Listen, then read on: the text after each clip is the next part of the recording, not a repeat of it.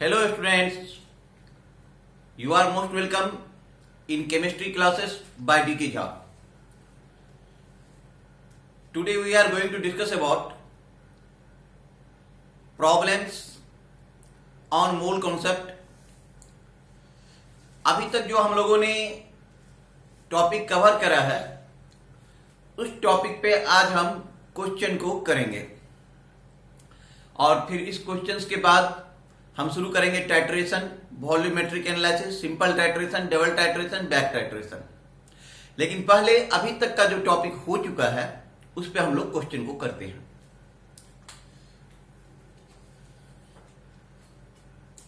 हमारे पास question number 1 है। हमारे पास क्वेश्चन नंबर 1 है 35 chlorine 17 and 37 chlorine 17 are two isotopes of chlorine. Are two isotopes of chlorine. Are two isotopes of chlorine. If average atomic mass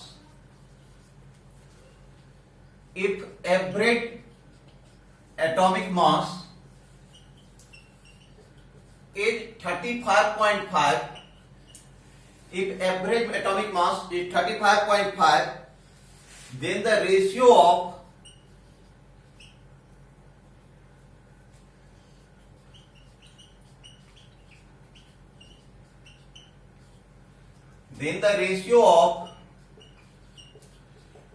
two isotope, then the ratio of two isotope is कितना होगा? Option A 35 into 37, option B 1 into 3, option C 3 into 1, option D 2 into 1। अब आप लोगों को इस पे सोचना है कि इस क्वेश्चन को हम कैसे करें।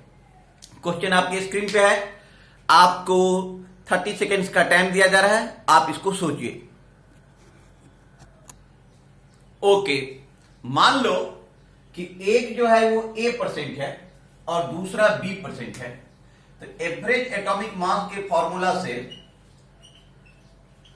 एवरेज एटॉमिक मास का जब हम फॉर्मूला लगाएंगे ये हो जाएगा 35.5 equal to 35 into A plus 37 into B अब by A plus B. Okay, अब आप कैलकुलेट कर लीजिए। ये हो जाएगा 35.5 A plus 35.5 B equal to 35 A plus 37 B. Okay, अब मैं उधर ले जाता हूं, ये हो जाएगा 0.5 A equal to 1.5 B. So A upon B equal to 1.5 upon 0.5, point से पॉइंट कैंसिल 5 3, ये हो गया 3/1। तो आंसर हो गया इसका 3:1। कैसे किया इस क्वेश्चन को? एवरेज एटॉमिक मास जो है तो हमारा दिया हुआ था क्वेश्चन में 35.5 है। एक क्लोरीन है 35 वाला, दूसरा क्लोरीन है 37 वाला। हमें रेशियो निकालना था इनके परसेंटेज का, तो हमने एक को मान लिया ए और दूसरे को मान लिया बी। तो ठीक है, एवरेज एटॉमिक मास का हमने सिंपल फॉर्मूला लगा दिया 35.5 equal to 35 into A plus 37 into B by A plus B, और simple calculation A into B equal to आ गया आपका 3:1। अब हमने नेक्स्ट क्वेश्चन लिया है। नेक्स्ट क्वेश्चन है हमारे पास कि 2 oxides of a metal contain 53.4% and 36.4% of oxygen by mass respectively. मतलब दो ऑक्साइड है, उसमें फर्स्ट ऑक्साइड में ऑक्सीजन का मास है 53.4% एंड सेकेंड में ऑक्सीजन का मास है 36.4%। If formula first oxide is MO, पहले ऑक्साइड का फॉर्मूला MO है, then that of second is, तो सेकेंड का फॉर्मूला क्या होगा, यही क्वेश्चन है। सोचो इसको हम कैसे सॉल्व करेंगे, कैसे सॉल्व करेंगे बताओ। तो इसको सॉल्व करने के लिए सबसे पहले आप मान लो कि in second oxide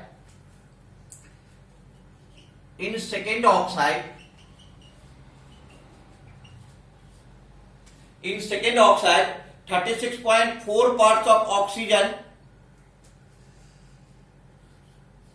36.4 parts of oxygen combines with 36.4 parts of oxygen combined with 63.6 parts of M, 63.6 parts of M। मतलब सेकेंड ऑक्साइड में जो 36.4% ऑक्सीजन है, तो रिमेनिंग पार्ट क्या है, मेटल है। तो 36.4% हो गया ऑक्सीजन, इसका मतलब हो गया कि 63.6 पार्ट क्या हो गया, मेटल। ओके, मेटल हो गया।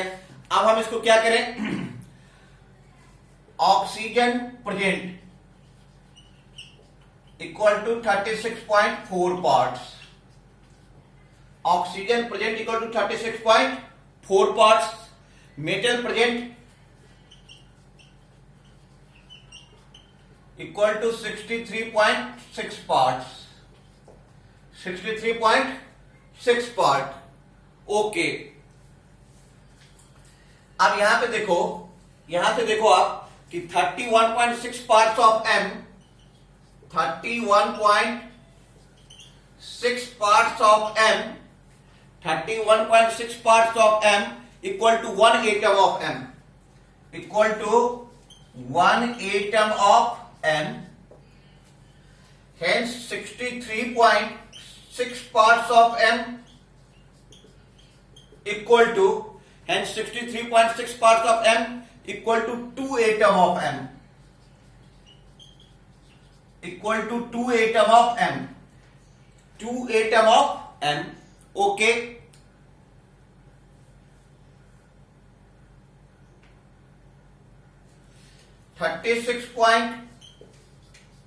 .4 parts of O equal to 1 atom of O,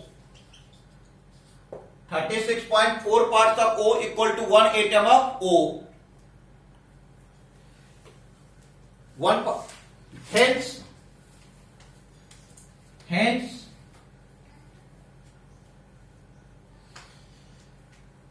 hence लिखो आप, hence in second oxide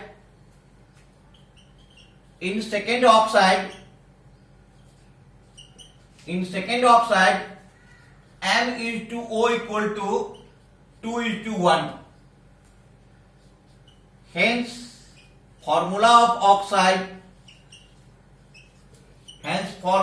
oxide equal to M2O, hence formula of oxide equal to M2O। अब हम लोग नेक्स्ट क्वेश्चन को देखते हैं। यहां पे नेक्स्ट क्वेश्चन है हमारे पास कि एक गैस है, कोई गैस है जिसका फॉर्मूला है COX। एक gas is found to have a formula COX। एक गैस है जिसका फॉर्मूला COX है। कह रहा है कि उस गैस का वेपर डेंसिटी 70 है, तो इस X का वैल्यू कितना होगा। ऑप्शन दिया हुआ है 2.3, 3, 5 एंड 6। देखो हम कैसे सॉल्व करेंगे। एज वी नो दैट, जैसे कि हम लोग जानते हैं, molecular weight equal to 2 into vapour density, molecular weight equal to 2 into vapour density. तो 2 इंटू 70 इक्वल टू 140। तो COX का मोलिकुलर मास हो गया 140, COX का मोलिकुलर मास हो गया 140। ओके, C का कितना होता है एटॉमिक मास 12, ऑक्सीजन का कितना होता है 16, तो 12 plus 16 into X equal to 140, तो 28X equal to 140, 28X equal to 140, hence X equal to 140 upon 20। ये 5 टाइम्स में कैंसिल हो गया तो x इक्वल टू हो गया 5। इसका मतलब वो जो गैस CO है वो CO5 है। x का वैल्यू आ गया 5 तो वो गैस जो CO था वो क्या हो गया CO5। फिर से समझ लो कि मोलिकुलर वेट इक्वल टू क्या होता है 2 into vapour density. Vapour density given है 70 तो 2 इंटू 70 इक्वल टू 140। कार्बन का एटॉमिक मास 12, ऑक्सीजन का एटॉमिक मास 16 तो 12 प्लस 16 28। x है उसका कोएफिशिएंट तो 28 इंटू एक्स इक्वल टू 140 तो x equal to 5। x equal to 5। Next question हमारे पास स्क्रीन पे ये है कि find the equivalent weight of H3PO2। H3PO2 का इक्विवेलेंट वेट बताना है जब H3PO2 डिस्प्रोपोर्शनेट हो रहा है PH3 और H3PO3 में। तो सबसे पहले इस क्वेश्चन को आप ऐसे सॉल्व करो कि H3PO2 आप लोगों को मैं पीछे काफी कुछ बता चुका हूं, ये जा रहा है PH3 एंड H3PO3 में, ठीक है। तो यहां पे हो जाएगा -4 + 3 तो फास्फोरस का आ गया +1। H3PO2 के केस में फास्फोरस का ऑक्सीडेशन नंबर हो गया +1। ओके, PH3 के केस में आप देख लो ये हो गया +3, ये हो गया -3। H3PO3 के केस में देख लो -6 + 3 तो ये हो गया +3। अब आप गौर करके देखो कि फास्फोरस जब +1 से -3 में जा रहा है तो change in oxidation number by 1 - -3 equal to 4। ये 4 से चेंज हो रहा है। यही फास्फोरस जब +1 से +3 में जा रहा है तो इस केस में +1 से +3 में जा रहा है तो इस केस में इसका ऑक्सीडेशन नंबर चेंज हो रहा है। Change in oxidation number by 2। Second case में ये 2 से चेंज हो रहा है। अब हमें निकालना है इक्विवेलेंट वेट ऑफ H3PO2। तो इसका मोलिकुलर वेट ले लो m/4 एक कंडीशन में और दूसरे कंडीशन में m/2। इसका एलसीएम हमने ले लिया तो 4m अब +2m it will be equal to 3m/4। ये जो हमारा इक्विवेलेंट वेट आ रहा है इसका ये आ रहा है 3m/4। अब 3m/4 तो मोलर मास का वैल्यू आप पुट कर दीजिए, यहां पे मोलर मास का वैल्यू डाल दो तो H3PO2 का मोलर मास कितना हो जाएगा 3 + 31 + 32।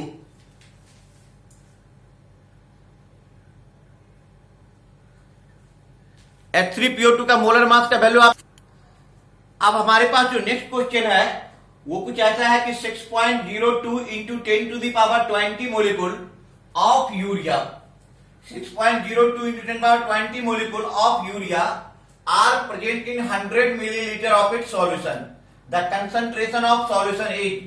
एक्चुअल में ये क्वेश्चन नीट एग्जामिनेशन 2013 में पूछा जा चुका है। अब हमें नंबर ऑफ मोलिकुल दिया गया है और वॉल्यूम दिया गया है, हमें कंसंट्रेशन निकालना है। कंसंट्रेशन का मतलब हो गया मोलरिटी निकालना है। तो सबसे पहले आप नंबर ऑफ मोल निकाल लो। Number of mole equal to number of molecule by Na।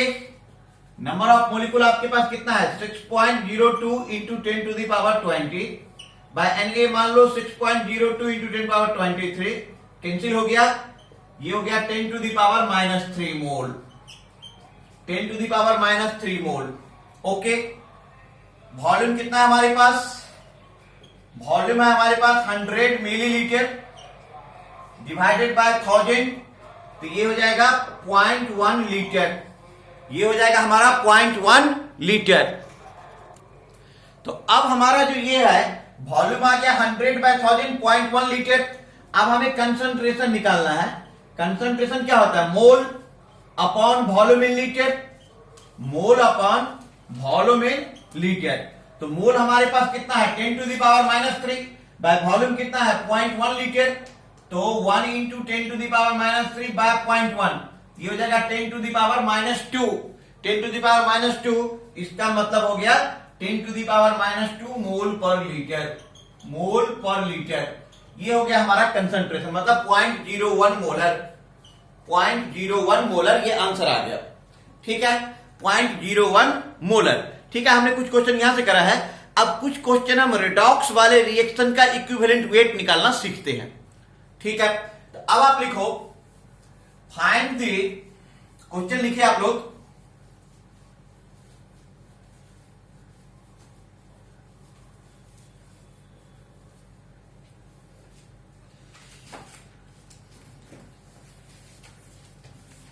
calculate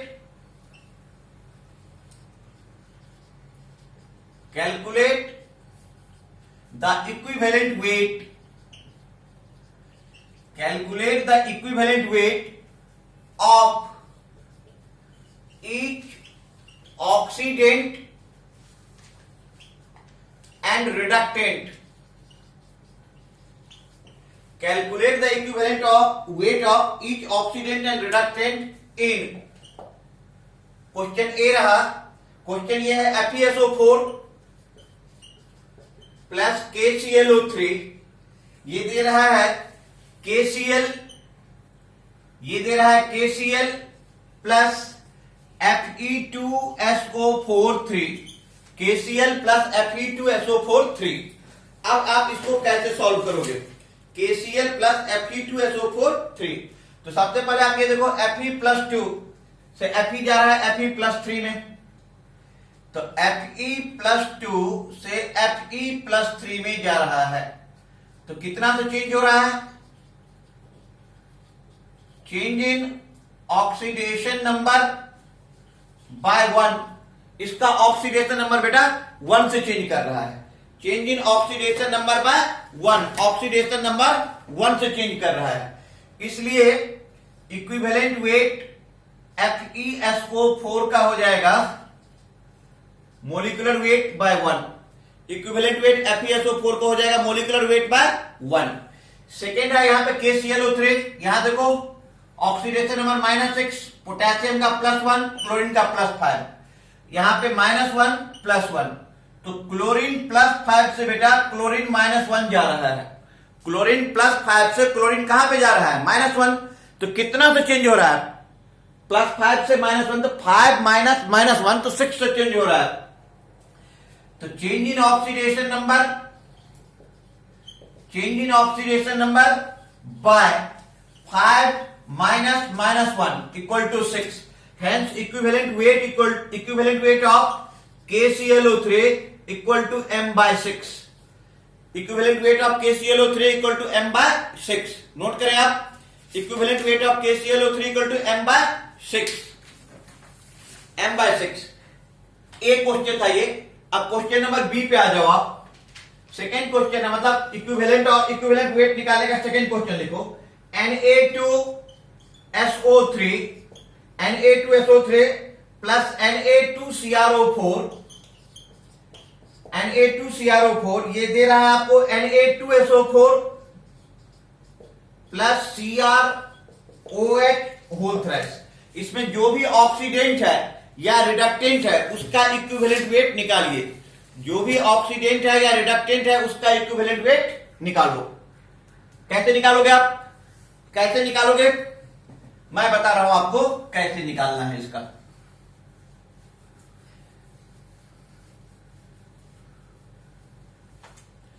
सबसे पहले इस क्वेश्चन में आप ऐसे देखो ना कि सबका ऑक्सीडेशन नंबर निकाल लो। -6 +2 तो ये हो गया +4, और ये -8 +2 तो ये हो गया +6। सल्फर +4 से +6 में जा रहा है। यहां पे ये आप बात करो तो -8 +2 ये हो गया +6, और ये -3 ये हो गया +3। क्रोमियम +6 से +3 में जा रहा है। क्रोमियम +6 से +3 में जा रहा है। तो आप Na2SO3 से जा रहा है Na2SO4 +4 से +6। चेंज कितना तो हो रहा है? Change in oxidation number by 2।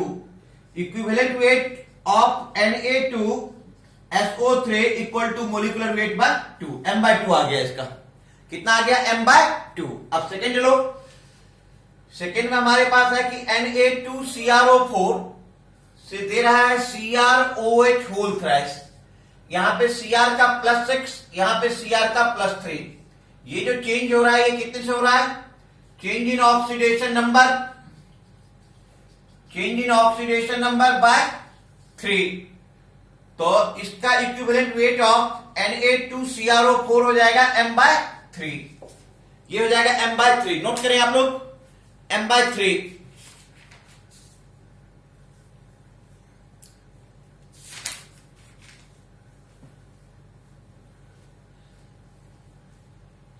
Okay.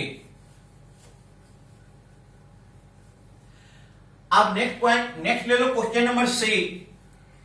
Question number C है हमारे पास कि मान लो कि NO3 माइनस है से बन रहा है N2। NO3 माइनस से बन रहा है N2।